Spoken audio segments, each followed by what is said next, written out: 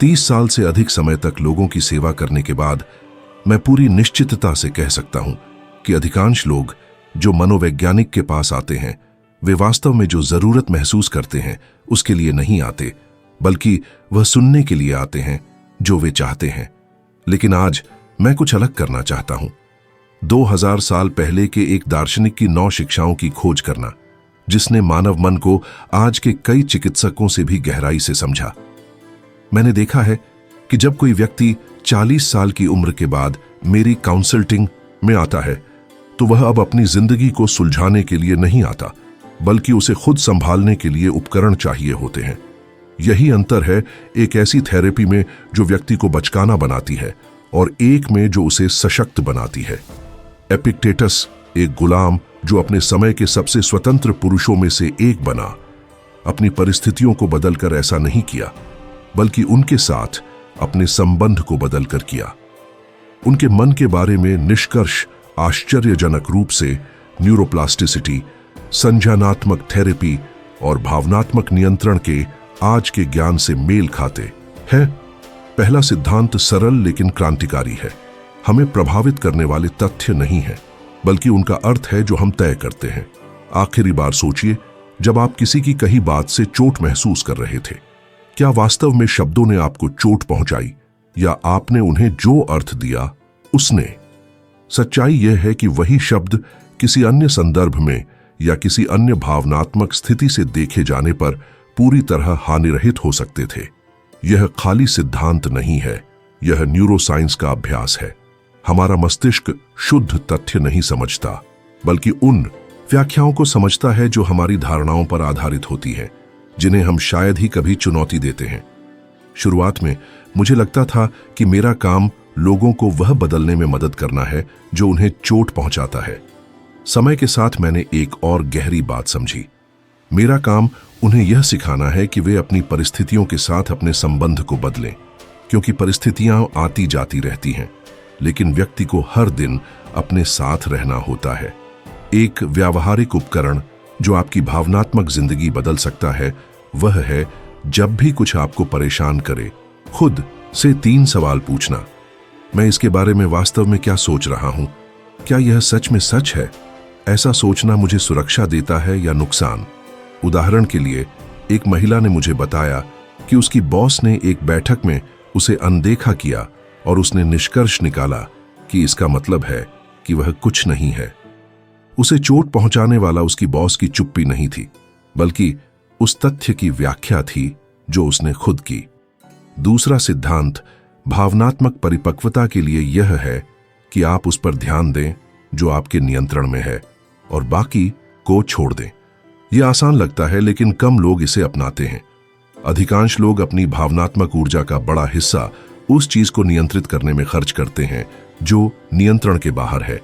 दूसरों की सोच, अतीत में क्या हुआ, भविष्य में क्या हो सकता है, या लोग उनके निर्णयों पर कैसे प्रतिक्रिया देंगे।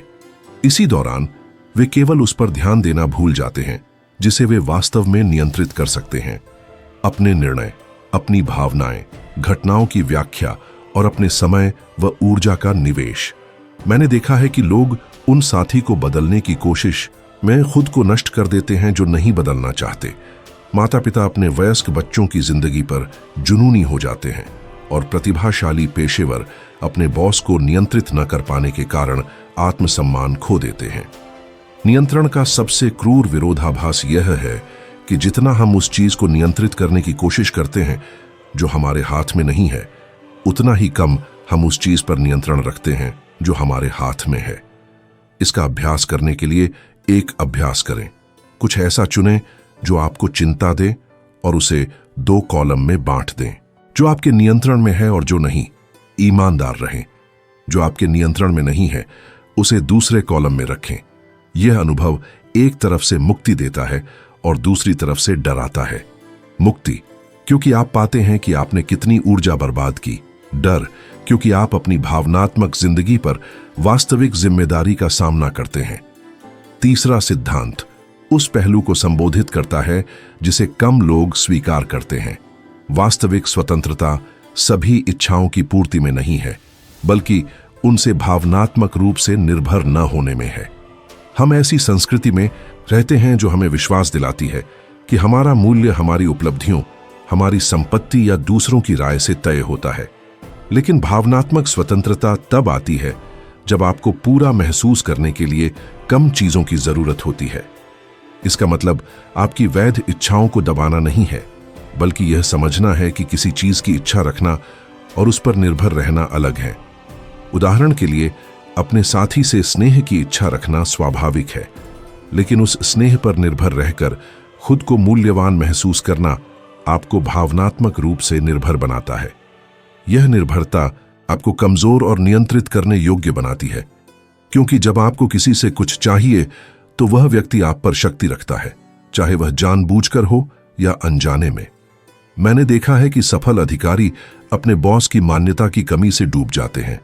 मां के अपने वयस्क बच्चों से कॉल न आने पर परेशान हो जाती है और लोग सोशल मीडिया के लाइक के पीछे पागल हो जाते हैं। सभी मामलों में इच्छा और भावनात्मक आवश्यकता के बीच भ्रम उनके आंतरिक स्वतंत्रता को छीन लेता है। चौथा सिद्धांत भावनात्मक परिपक्वता की मांग करता है, जो सामान्यतः समय और दुख से आती है। जीवन जो लाता है उसे स्वीकार करना और प्रतिकूलता को भावनात्मक प्रशिक्षण में बदलना। मैं निष्क्रिय समर्पण या भावनात्मक फर्श बनने की बात नहीं कर रहा, बल्कि अनिवार्य दर्द में अनावश्यक दुख जोड़ने के बारे में बात कर रहा हूं। दर्द और दुख में बड़ा अंतर है। दर्द वह है जो जीवन आपको देता है, जबकि दुख वह है जो आप जोड़ते हैं जब आप विरोध करते हैं या खुद को दोषी मानते हैं। जो वास्तविकता को जैसा है वैसा स्वीकार करता है, बिना आदर्श बनाने के, वह अपनी ऊर्जा उस पर केंद्रित कर सकता है जो वास्तव में महत्वपूर्ण है। अब से कैसे प्रतिक्रिया दें? जैसा कि एक महिला ने कहा जिसने अपने पति को दुर्घटना में खो दिया, मैं यह नहीं चुन सकती कि मेरे साथ क्या हुआ, लेकिन मैं यह चुन सकती हूं कि मैं इसके साथ क्या करती हूं। यह चुनाव पीड़ित होने और अपनी प्रतिक्रिया की लेखिका होने के बीच अंतर बनाता है। पांचवां सिद्धांत एक सांस्कृतिक मिथक तोड़ता है। अच्छे में नौसिखिया होना विनाशकारी में विशेषज्ञ होने से बेहतर है। प्रतिस्पर्धा और पूर्णता की पागलपन हमें आवश्यक बदलावों के सामने जकड़ देती है। कई लोग विषाक्त रिश्तों या खुद को नष्ट करने वाले काम में कुशल होने को नई चीज सीखने से पहले पसंद करते हैं। परिपक्व आत्मसम्मान पूर्णता पर आधारित नहीं होता, बल्कि प्रामाणिकता पर आधारित होता है। 50 साल की उम्र में भी आप फिर से शुरू कर सकते हैं। आपका मस्तिष्क नई कनेक्शन बनाने की क्षमता रखता है यदि आप विशेषज्ञ न होने की असुविधा सहन करने को तैयार हैं। छठा सिद्धांत शायद सबसे कट्टर कहता है कि व्यक्तिगत नियंत्रण के बिना स्वतंत्रता नहीं है। इसका मतलब कठोर अनुशासन नहीं है, बल्कि यह है कि आप अपने उत्तर का सचेत चुनाव कर सकते हैं, बजाय स्वतः प्रतिक्रिया करने के। भावनात्मक परिपक्वता और अपरिपक्वता के बीच अंतर उस जगह में है जो उत्तेजना और प्रतिक्रिया के बीच आती है। यही विराम आपकी वास्तविक स्वतंत्रता का स्थान है। मैंने देखा है कि बाहरी दुनिया में सफल लोग आंतरिक रूप से टूट जाते हैं जब वे संघर्ष या भावनात्मक परिस्थितियों का सामना करते हैं, क्योंकि उन्होंने अपने ऊपर नियंत्रण की उपेक्षा की थी। व्यक्तिगत नियंत्रण तब शुरू होता है जब आप अपनी भावनाओं को देखते हैं बिना पूरी तरह से उनसे खुद को जोड़ने के। आप क्रोध या भय महसूस कर सकते हैं, लेकिन आप वह क्रोध या भय नहीं हैं। सातवां सिद्धांत यह प्रकट करता है कि विपत्ति आपको बदलती नहीं है, बल्कि आपको उजागर करती है। संकट समस्याएं या असुरक्षाएं नहीं पैदा करते, वे केवल पहले से मौजूद चीजों को सामने लाते हैं। दबाव में आपके डर, आपकी ताकत और आपके सबसे सच्चे मूल्य सब उजागर होते हैं। यह खुलासा विनाशकारी हो सकता है अगर आप इसका उपयोग खुद को दंडित करने के लिए करें, या मुक्तिदायक हो सकता है अगर आप इसे अपनी बढ़ोतरी की जानकारी के रूप में लें। हर भावनात्मक अस्थिरता आपके मानव होने के बारे में एक मूल्यवान संकेत है, आपके मूल्यांकन के बारे में नहीं। आठवां सिद्धांत हमारी आधुनिक प्रवृत्ति को चुनौती देता है, जो बहुत बोलती है और कम करती है। अपने मूल्यों को जितना घोषित करते हैं उससे ज्यादा उन्हें जिएं। लगातार संचार के युग में जो आप सोचते हैं, कहते हैं और करते हैं, उसके बीच सामंजस्य न केवल नैतिक है बल्कि आपके मानसिक और भावनात्मक कल्याण के लिए भी आवश्यक है।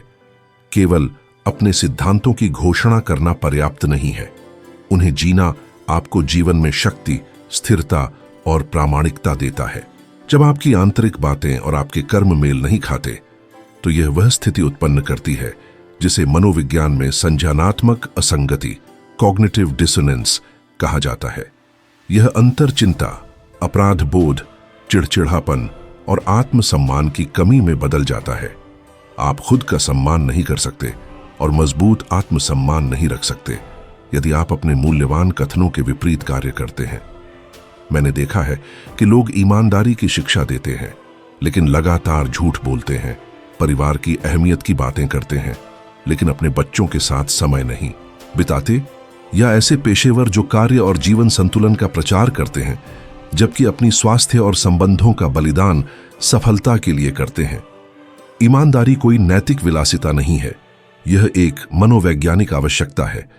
जब आपके कर्म आपके गहरे मूल्यों को दर्शाते हैं तो आप एक अनोखा अनुभव करते हैं, अपने आप के साथ घर में होने का एहसास। नौवां सिद्धांत शायद सबसे चुनौतीपूर्ण लेकिन सबसे रूपांतरकारी भी है।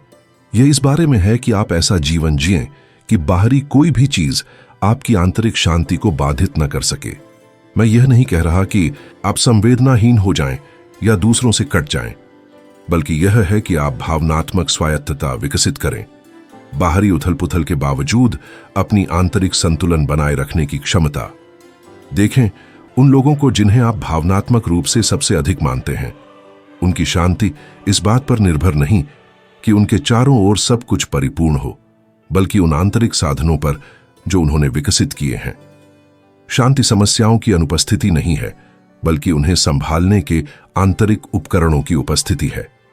जब आप अपने संतुलन के लिए बाहरी कारकों पर निर्भर रहते हैं तो आप भावनात्मक रोलर कोस्टर में रहते हैं।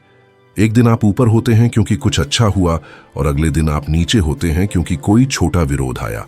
भावनात्मक स्वायत्तता आपको ऐसी स्थिरता देती है जो बाहरी परिस्थितियों पर निर्भर नहीं है, न कि इसलिए कि आप घटित घटनाओं को नजरअंदाज करते हैं, बल्कि इसलिए कि आपने आंतरिक संसाधनों का विकास किया है जिससे किसी भी तूफान के बावजूद आप अपने केंद्र में बने रहते हैं। इसके लिए वर्षों की सचेत अभ्यास, दैनिक निर्णय और अनुशासन की आवश्यकता होती है कि आप बाहरी परिस्थितियों को अपनी भावनात्मक स्थिति पर नियंत्रण न लेने दें।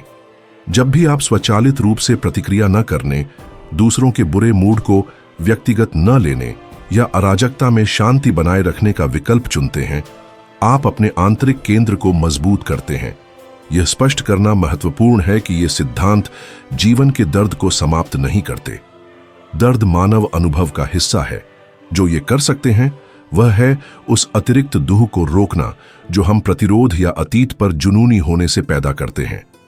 किसी नुकसान में दर्द होना स्वाभाविक है, लेकिन अपराधबोध या निराशा के विचारों से खुद को पीड़ित करना अतिरिक्त दुख है और यह वैकल्पिक है।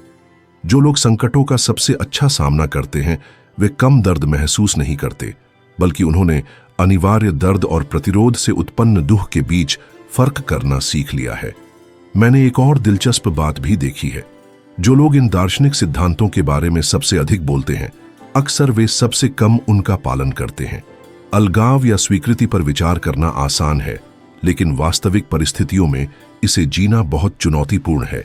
इसलिए मैं जोर देता हूं, यह सिद्धांत केवल बौद्धिक समझ के लिए नहीं है।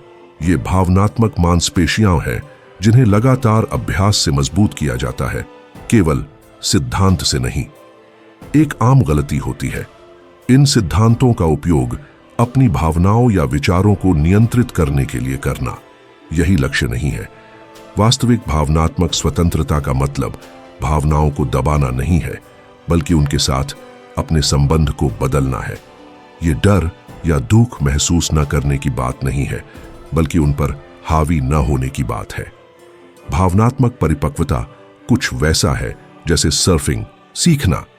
आप लहरों को नियंत्रित नहीं कर सकते, लेकिन आप उनके साथ चलना सीखते हैं, संतुलन बनाए रखते हैं और उनकी शक्ति का उपयोग अपने पक्ष में करते हैं। अंत में ये 9 सिद्धांत केवल प्राचीन दर्शन या आधुनिक मनोवैज्ञानिक तकनीकें नहीं हैं। ये किसी भी व्यक्ति के लिए भावनात्मक उत्तरजीविता उपकरण है जो लगातार ध्यान भटकाने वाली दुनिया में प्रामाणिक रूप से जीना चाहता है। इन्हें लगातार लागू करने से आप जीवन के साथ बहने लगते हैं, बजाय इसके कि वह आपको बहा ले, जिससे स्थिरता, स्वतंत्रता और सच्ची आंतरिक शांति मिलती है। मैं आपको धोखा नहीं दूंगा, इन सिद्धांतों को लागू करना आसान नहीं है। इसके लिए अपने आप के प्रति ईमानदारी का स्तर चाहिए जो असहज हो सकता है। यह मानने का विनम्रता चाहिए कि आपकी कई स्वचालित प्रतिक्रियाएं आपको लाभ नहीं पहुंचाती, और दशकों से दोहराए गए पैटर्न बदलने का साहस चाहिए। लेकिन मैं आपको यह बताना चाहता हूं, आपके जीवन में कोई भी निवेश आपके आंतरिक कार्य से अधिक लाभ नहीं देता। आप नौकरियां, पैसे, रिश्ते या संपत्ति खो सकते हैं, लेकिन कोई आपकी विकसित की हुई भावनात्मक बुद्धिमत्ता, बनाई हुई आंतरिक शांति और विकसित की हुई भावनात्मक स्वायत्तता छीन नहीं सकता। जब आपने इसे सुनना शुरू किया था तो आप जो व्यक्ति थे, आप अब वही नहीं हैं। एक बार चेतना फैल गई, वह अपने मूल आकार में वापस नहीं आती, और यही आपके रूपांतरण की शुरुआत को चिह्नित करता है। भावनात्मक स्वतंत्रता तब नहीं आती जब आप दुनिया को अपनी आवश्यकताओं के अनुसार बदलने की कोशिश करें, बल्कि तब आती है जब आप आंतरिक संसाधनों को इतना मजबूत बनाते हैं कि आपका संतुलन इस पर निर्भर न रहे कि दुनिया कैसे व्यवहार करती है।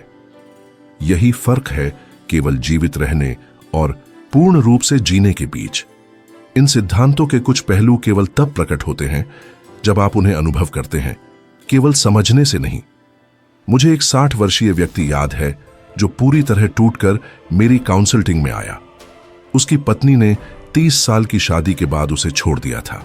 उसके वयस्क बच्चे लगभग बात नहीं करते थे और उसने अपनी अधिकांश संपत्ति खो दी थी। वह मेरे सामने बैठा और बोला, डॉक्टर, मेरी जिंदगी खत्म हो गई, मेरे पास कुछ भी नहीं बचा। अगले कुछ महीनों में जो हुआ, उसने मुझे कुछ सिखाया जो किसी भी मनोविज्ञान की किताब ने नहीं दिखाया। वह अपनी परिस्थितियों को बदलकर पुनः स्थापित नहीं हुआ, वे कठिन बने रहे। उसका रूपांतरण तब शुरू हुआ जब उसने उन परिस्थितियों के साथ अपने संबंध को बदलना शुरू किया। उसने एक छोटे से कदम से शुरुआत की। उसने अपने पूर्व पत्नी के संदेशों की लगातार जांच करना छोड़ दिया। यह आत्मनियंत्रण का सरल कार्य उसकी भावनात्मक स्वतंत्रता की ओर पहला कदम था। फिर उसने यह सीख लिया कि नुकसान के दर्द को महसूस करना और आत्मदया के दुख को जोड़ना अलग चीजें हैं। दर्द अपरिहार्य था, लेकिन अतिरिक्त दुख वैकल्पिक और विनाशकारी था। धीरे धीरे उसने स्वीकार किया कि वह यह नियंत्रित नहीं कर सकता कि उसकी पत्नी वापस आएगी या नहीं, लेकिन वह यह तय कर सकता था कि उसके बिना कैसे जीना है और अब से वह किस तरह का पुरुष बनना चाहता है। 6 महीने बाद उसने मुझसे कहा कुछ ऐसा जिसे मैं कभी नहीं भूलूंगा, डॉक्टर, मेरे पास पहले की तुलना में कम चीजें हैं, लेकिन मैं कभी से ज्यादा पूर्ण महसूस करता हूं। उसने असली भावनात्मक स्वायत्तता की खोज कर ली थी। यह परिवर्तन सकारात्मक सोच या वास्तविकता को नकारने से नहीं आया, बल्कि हमने जिन सिद्धांतों पर चर्चा की है उन्हें व्यवस्थित रूप से लागू करने से आया। इसके लिए अपनी पर्सोनलिचकाइट बदलने की जरूरत नहीं थी, बल्कि अपने अंदर सोए हुए पहलुओं को जागृत करने की जरूरत थी। मैंने यह देखा है कि जो लोग इस परिवर्तन को हासिल करते हैं, उनके साथ एक स्थिर बात होती है। वे सभी उस चरण से गुजरते हैं जिसे मैं अलगाव की घाटी कहता हूं। यह एक असहज चरण है जहां आप अब बाहरी कारकों पर निर्भर नहीं रहते कि आप अच्छा महसूस करें, लेकिन आपने अभी तक अपने आंतरिक संसाधनों को पूरी तरह विकसित नहीं किया है। इस घाटी में आप यह पाते हैं कि कई रिश्ते असली प्रेम पर आधारित नहीं थे, बल्कि निर्भरताओं पर आधारित थे। आपकी अधिकांश पहचान बाहरी भूमिकाओं पर आधारित थी और कई गतिविधियां केवल खुद के साथ समय बिताने से बचने के तरीके थीं। यह प्रक्रिया महीनों या वर्षों तक चल सकती है और कई लोग इसे छोड़ देते हैं क्योंकि जाने पहचाने दुख की आदत उन्हें विकास की अनिश्चितता से अधिक आरामदायक लगती है। हालांकि जो लोग बने रहते हैं वे कुछ असाधारण खोजते हैं। अकेलापन सॉलिट्यूड में बदल जाता है, स्वतंत्रता सजग अंतर्निर्भरता में बदल जाती है और बाहरी उत्तेजनाओं की अनुपस्थिति एक आंतरिक शांति को खिलने देती है जो पहले असंभव लगती थी। मैंने यह परिवर्तन बार बार देखा है। ऐसे लोग जो बाहर से सब कुछ पाने वाले दिखते थे लेकिन अंदर से खाली महसूस करते थे, विषाक्त लगाव छोड़ना सीखते हैं और अंदर से उत्पन्न होने वाली पूर्णता को विकसित करते हैं। इसके विपरीत भी देखा है, जो लोग बाहरी दुनिया से चिपके रहते हैं और अपनी असलियत से संपर्क खो देते हैं, अंतर परिस्थितियों में नहीं बल्कि अलगाव की घाटी को पार करने और आंतरिक शक्ति पर काम करने की इच्छा में है। अब मैं एक ऐसी चीज के बारे में बात करना चाहता हूं जो शायद ही कभी चर्चा में आती है, भावनात्मक परिपक्वता की सामाजिक कीमत। जब आप इन सिद्धांतों को लगातार लागू करना शुरू करते हैं तो हर कोई इसे नहीं मनाएगा। जब आप स्वचालित रूप से उत्तेजनाओं पर प्रतिक्रिया करना छोड़ देते हैं तो कुछ लोग इसे बढ़ा सकते हैं। जब आप बाहरी मान्यता की तलाश नहीं करते तो कुछ इसे ठंडापन या उदासीनता समझ सकते हैं। और जब आप अपने मूल्यों पर आधारित स्पष्ट सीमाएं तय करते हैं तो अन्य लोग आपको दोषी महसूस कराने की कोशिश करेंगे, क्योंकि आप पहले की तरह उनकी संतुष्टि नहीं कर रहे। यह आपकी प्रक्रिया में कोई कमी नहीं है, यह बदलाव का प्राकृतिक परिणाम है। अस्वस्थ गतिशीलताओं पर आधारित रिश्तों में तनाव पैदा होता है जब एक पक्ष अधिक स्वस्थ तरीके से कार्य करना शुरू करता है। मैंने महिलाओं के साथ काम किया है जिन्होंने भावनात्मक स्वायत्तता विकसित की और पाया कि उनके साथी उनकी नई स्थिरता से थ्रेटेंड महसूस कर रहे थे, या पुरुषों के साथ जिन पर परिवार ने उन्हें ठंडा बताकर दोषारोपण किया। यह भावनात्मक स्वतंत्रता की कीमतों में से एक है। हर कोई आपकी वृद्धि को समझेगा या समर्थन करेगा, ऐसा जरूरी नहीं, क्योंकि यह कार्य आप अपने लिए करते हैं, उन लोगों को आराम देने के लिए नहीं जो आपकी भावनात्मक अपरिपक्वता से लाभ उठा रहे थे। मैं एक सामान्य विरोध का भी जिक्र करना चाहता हूं, यह धारणा कि इन सिद्धांतों को लागू करने से आप भावनात्मक रूप से असंवेदनशील या अलग हो जाएंगे। वास्तविकता इससे बहुत दूर है। जब आप भावनात्मक चोटों से प्रतिक्रिया देना छोड़ देते हैं, जब आप काल्पनिक खतरों से खुद को बचाते नहीं हैं और आंतरिक रिक्त स्थान को बाहरी मान्यता से भरने की कोशिश नहीं करते, तो आप अधिक गहरी और असली प्रेम क्षमता विकसित करते हैं। भावनात्मक रूप से स्वतंत्र व्यक्ति कम प्यार नहीं करता बल्कि बेहतर प्यार करता है, अपनी पूर्णता से, बिना डर के, बिना नियंत्रण की आवश्यकता के, उदारता और बिना शर्त के। मैं एक और बात बताना चाहता हूं जिसे मैं सरलता का विरोधाभास कहता हूं। ये सिद्धांत अवधारणात्मक रूप से सरल है लेकिन भावनात्मक रूप से उन्हें लागू करना जटिल है। यह समझना आसान है कि आत्मसम्मान के लिए दूसरों पर निर्भर नहीं होना चाहिए, लेकिन जब कोई महत्वपूर्ण व्यक्ति आपको आलोचना करता है या जाने की धमकी देता है तो शांत रहना बहुत कठिन होता है। इन सिद्धांतों की सरलता सामान्य ज्ञान जैसी लग सकती है जब तक आप उन्हें तीव्र भावनात्मक स्थिति में लागू करने की कोशिश नहीं करते। तब आप पाते हैं कि आपके प्रतिक्रियात्मक पैटर्न कितने गहरे जड़ें जमा चुके हैं। इसलिए दैनिक अभ्यास महत्वपूर्ण है। आप केवल संकट के क्षणों में भावनात्मक शक्ति विकसित नहीं कर सकते। यह बिना तैयारी के मैराथन दौड़ने जैसा है। भावनात्मक तूफानों के बीच अपने केंद्र को बनाए रखने की क्षमता शांत क्षणों में बनती है, छोटे और लगातार निर्णयों के साथ। अपने पूर्व साथी के सोशल मीडिया को ऑब्सेसिवली न देखना, अपने बॉस के बुरे मूड को व्यक्तिगत न लेना, उत्तेजना के प्रति प्रतिक्रिया देने के बजाय उत्तर देना। ये छोटे कार्य रोजाना दोहराए जाने पर आपकी दुनिया में रहने के तरीके में गहरी परिवर्तन लाते हैं। मैं एक बात बहुत स्पष्ट करना चाहता हूं, भावनात्मक स्वतंत्रता कोई गंतव्य नहीं है, यह रोजाना का अभ्यास है। ऐसा कोई क्षण नहीं है जब आप कह सकें, मैंने पूरी भावनात्मक परिपक्वता हासिल कर ली। हमेशा ऐसे चुनौतीपूर्ण क्षण आते रहेंगे जो आपके केंद्र की परीक्षा लेंगे और आपको इन सिद्धांतों की समझ को गहरा करने का निमंत्रण देंगे। जो चीज वास्तव में बदलती है वह है इन चुनौतियों के साथ आपका संबंध। आप उन्हें अपनी अपर्याप्तता के प्रमाण के रूप में देखना छोड़ देते हैं और उन्हें विकास के अवसर के रूप में देखने लगते हैं। जो व्यक्ति आज इस मार्ग की शुरुआत करता है वह 1 साल में वही नहीं होगा। यह धीरे धीरे परिवर्तन अपनी सबसे असली और स्वतंत्र संस्करण की ओर लगातार प्रगति शायद सबसे मूल्यवान उपहार है जो आप खुद को दे सकते हैं, क्योंकि अंत में जब सब कुछ बाहरी बदल चुका होगा, जब सभी लोग आपके जीवन में आएंगे और जाएंगे, जब आपके निभाए गए सभी रोल समाप्त हो जाएंगे, तो केवल वही आपके साथ रहेगा, आप खुद। और उस संगति की गुणवत्ता, आपके साथ जो शांति या पीड़ा अनुभव होगी, पूरी तरह से इस आंतरिक कार्य पर निर्भर करती है जो आपने किया है। यह कार्य अब शुरू होता है, आपकी अगली सांस के साथ, आपके अगले निर्णय के साथ, प्रतिक्रिया के बजाय परिपक्व उत्तर चुनने के अगले अवसर के साथ। यह चुनाव क्षण क्षण में, दिन प्रतिदिन दोहराया जाए तो धीरे धीरे परिस्थितियों का गुलाम व्यक्ति सच्चे अर्थ में स्वतंत्र बन जाता है।